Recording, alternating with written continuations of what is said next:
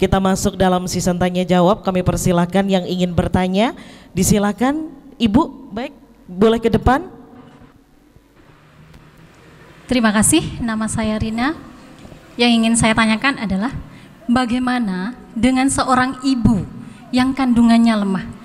Kadang ada seorang ibu yang mengandung selama 7 bulan, dia tidak mau makan dan tidak mau apapun.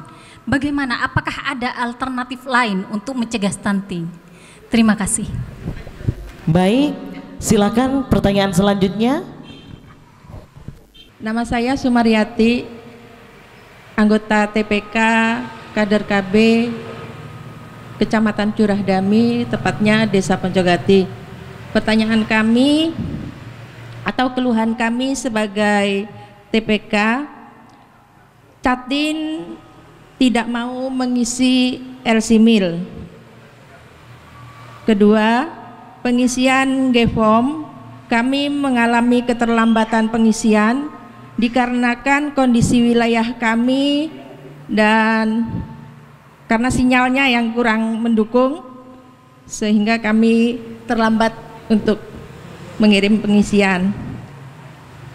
Selanjutnya, tidak semua teman kader Bapak Ibu TPK mendapatkan paket data.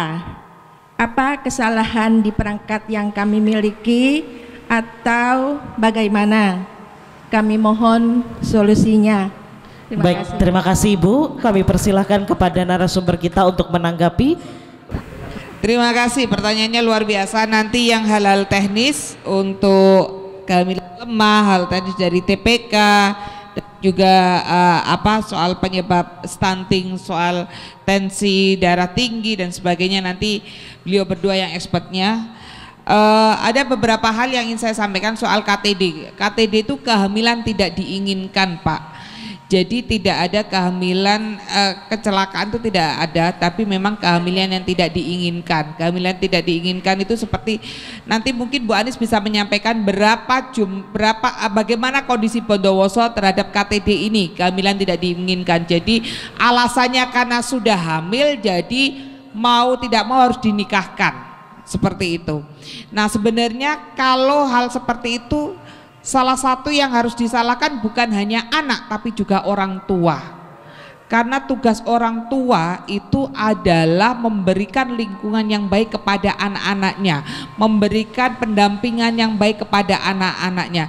Di samping itu memang di Indonesia ini pelajaran soal kesehatan reproduksi belum diberikan dengan baik, karena membicarakan soal kesehatan reproduksi itu dianggap tabu. Kesehatan reproduksi itu apa? Soal bagaimana anak itu nanti menstruasi, mimpi basah, bagaimana untuk kekuatan diri untuk mengatakan tidak bagi seluruh hal yang menyakiti tubuhnya. Mereka kadang-kadang nggak ngerti, berpegangan tangan ini bisa bikin hamil nggak sih? Atau kalau nggak begitu Bapak Ibu, anak sekarang bila punya persoalan ini, kalau tidak mendapatkan jawaban dari orang tua, mereka akan mencari jawaban dari gadget, dari internet Bapak Ibu. Karena kita sendiri sebagai orang tua kadang-kadang menutup kemungkinan menjawab pertanyaan-pertanyaan tersebut. Contoh ketika pasangan suami istri mau menikah dan mereka sebenarnya berkeinginan belum untuk memiliki anak, tapi kita sebagai orang tua tidak pernah mengajari bagaimana ber-KB. Kita ngomongin soal kondom itu dianggap tabu. Kita ngomongin soal kesehatan reproduksi yang lain itu dianggap tabu. Padahal kalau mereka ini para anak-anak remaja ini membutuhkan informasi tersebut, karena mereka tidak mendapatkan dari kita, mereka datang melihat dari internet. Silakan Bapak Ibu cek di meja sekolahan anak-anak SMP, SMA, Alia, MTS, silakan dicek, pasti ada gambar macam-macam. Pasti ada tulisan macam-macam. Tidak hanya di sekolah-sekolah umum, tapi juga sekolah-sekolah di pesantren. Silakan dilihat di mejanya anak-anak ngaji itu pasti ada gambarnya macam-macam. Saya pernah cek di mejanya santri-santri, juga di meja belajarnya anak-anak di luar, di sekolahnya di luar pesantren. Masya Allah Pak, gambarnya Pak mohon maaf, gambar orang berhubungan, tulisan macam-macam dan sebagainya. Ini menunjukkan bahwa anak-anak kita ini butuh informasi seperti ini, tapi kita menutup diri untuk mendiskusikan itu. Akhirnya mereka mencarinya di internet. Kalau sudah di internet, ini tidak bisa ada komunikasi dua arah.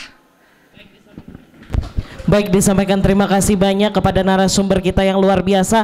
Boleh tepuk tangan kepada ketiga narasumber kita hari ini. Demikian pemirsa promosi KIE, Program Bangga Kencana dan Percepatan Penurunan Stunting bersama Mitra Kerja Wakil Ketua Komisi 9 DPR RI, Ibu Dr. Hajah Nihayatul Wafiroh MA. Ayu ting ting rambutnya keriting, cegah stunting itu penting. Saya Devi Putri beserta kerabat kerja yang bertugas mohon undur diri. Sekian, wabillahi taufik wal hidayah. Wassalamualaikum warahmatullahi wabarakatuh.